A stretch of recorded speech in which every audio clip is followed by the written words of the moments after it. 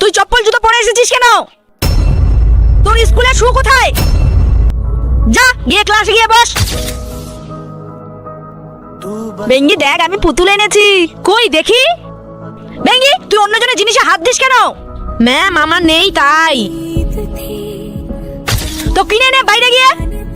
আরে এই ম্যামে তো আমাদের সবকিছুতেই সমস্যা। আরে আমরা যদি কিছু একটা করতে পারতাম ম্যামকে তাড়ানোর জন্য। আইডিয়া।